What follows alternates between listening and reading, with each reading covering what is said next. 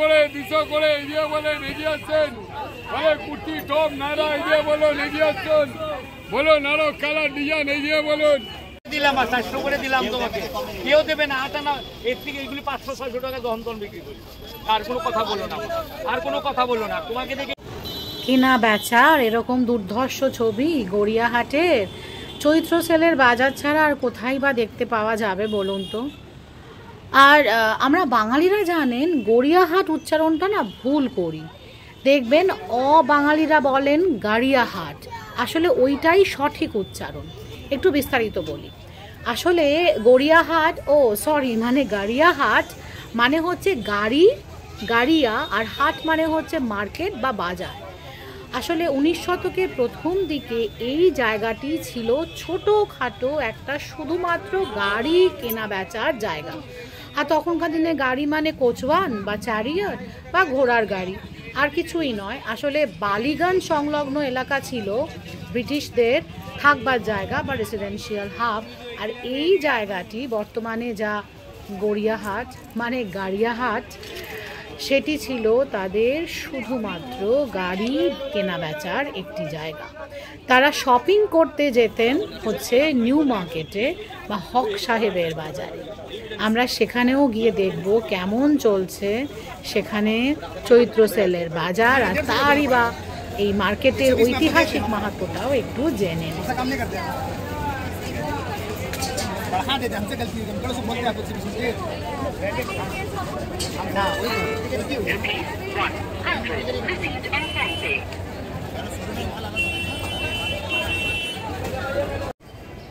এটা পুরোটার কত দাম? এটা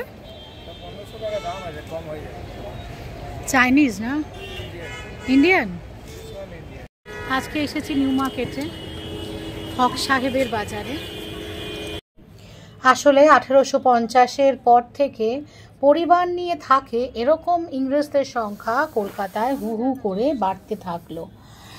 সেই মোতাবেক একটা চাহিদা তৈরি হলো যে শুধুমাত্র একদম এক্সক্লুসিভলি মেম এবং সাহেবদের জন্য কলকাতায় একটি বাজার তৈরি করা হোক। সেই মতো নিউ মার্কেটের এই স্থানটি নির্বাচিত করা হলো, কারণ এটি মধ্য কলকাতার মধ্যে পড়ে। আসলে আসল সত্যটা কি জানেন? সাদা চামড়ার সাহেব এবং মেমরা কালো চামড়ার নেটিভদের সাথে কি আর দাঁত ঘষাঘষি করে বাজার করতে পারে বলুন? তাই শুধুমাত্র তাদের জন্য একটি বাজারের চাহিদা তৈরি হলো। তৎকালীন কলকাতা কর্পোরেশনের চেয়ারম্যান ছিলেন স্যার স্টুয়ার্ট হগ। তিনি বিষয়টি গুরুত্ব সহকারে বিবেচনা করলেন এবং এই বাজারটি কেমন হবে, তার আর্কিটেকচার, পুরো বিষয়টির দায়িত্ব দিলেন ইস্ট ইন্ডিয়া রেলওয়ে কোম্পানির স্থাপত্যবিদ রিচার্ড বেনকে। রিচার্ড বেনের কাজ শেষ হলে, অর্থাৎ ডিজাইন তৈরি হয়ে গেলে, বিল্ডিংটি তৈরি করেছিল পৃথিবী বিখ্যাত construction company Mackintosh Burn. James ম্যাকিনটশের তৈরি করা ম্যাকিনটশ বার্ন, প্রসঙ্গত বলে রাখি, আমাদের কলকাতার বিখ্যাত সব বাড়ি বা বিল্ডিং তৈরি করেছে। তার মধ্যে প্রথম নাম করতে হয় দক্ষিণেশ্বর মন্দিরও এই ম্যাকিনটশ বার্নেরই তৈরি করা। রয়েছে নাখোদা মসজিদ, Pareshnath Jain temple, Saint Paul's cathedral, RBI building, grand hotel, national library, Bidyut Bhavan, Victoria house, Statesman house, stock exchange building, Loreto school, Kolkata municipal headquarters, state central library, royal Calcutta turf club, royal Calcutta golf club, Bengal club, Calcutta swimming club.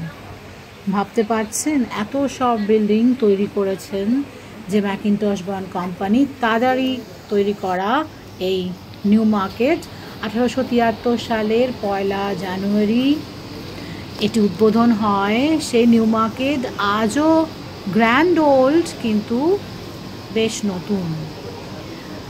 আর 1903 সালে এই বাজারটি নামকরণ করা হয় S hog new market, অর্থাৎ বাংলা ভাষায় hog সাহেবের বাজার।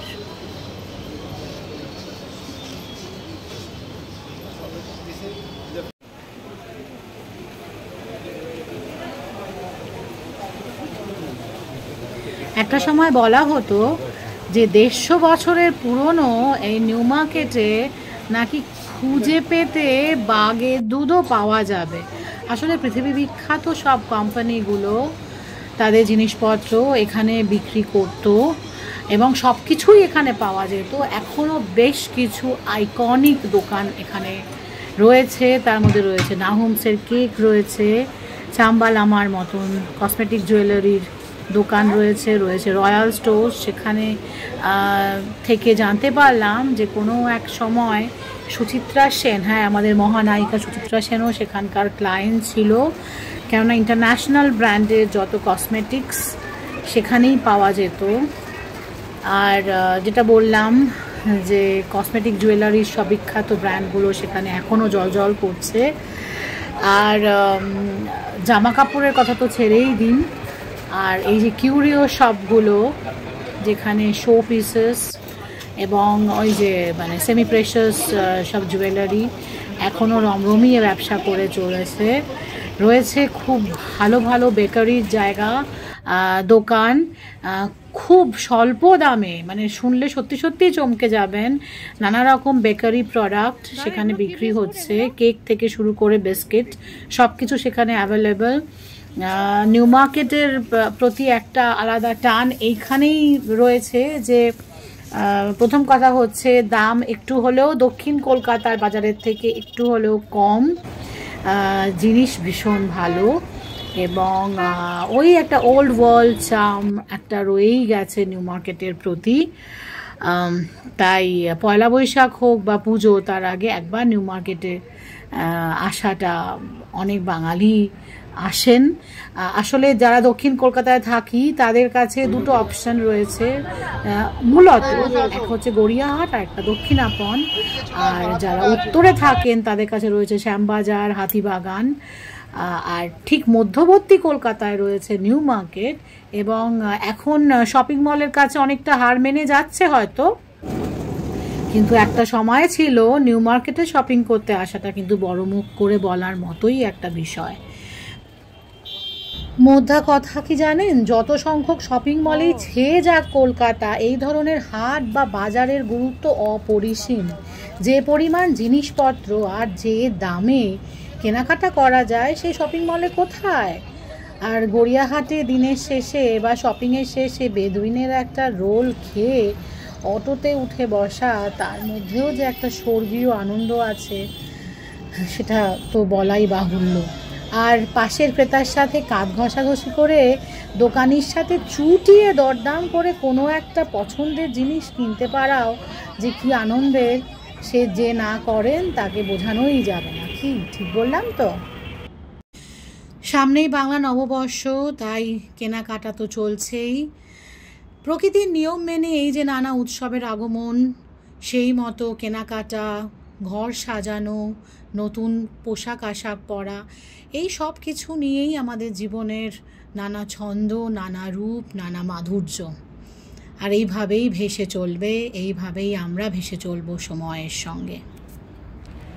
জীবন আমার চলছে যেমন তেমনি ভাবে, সহজ কঠিন দ্বন্দ্বে ছন্দে চলে যাবে। জীবন আমার চলছে যেমন তেমনি ভাবে, চলার পথে দিনে রাতে দেখা হবে সবার সাথে, তাদের আমি চাবো, তারা আমায় চাবে। জীবন আমার চলছে যেমন তেমনি ভাবে, জীবন আমার পলে পলে তেমনি ভাবে। দুঃখ সুখের রঙে রঙে রঙিয়ে যাবে, রঙের খেলার সেই সব হাতে খেলে যে জন সবার সাথে, তারে আমি চাবো, সে আমায় চাবে। ভাবে জীবন আমার চলছে যেমন তেমনি ভাবে।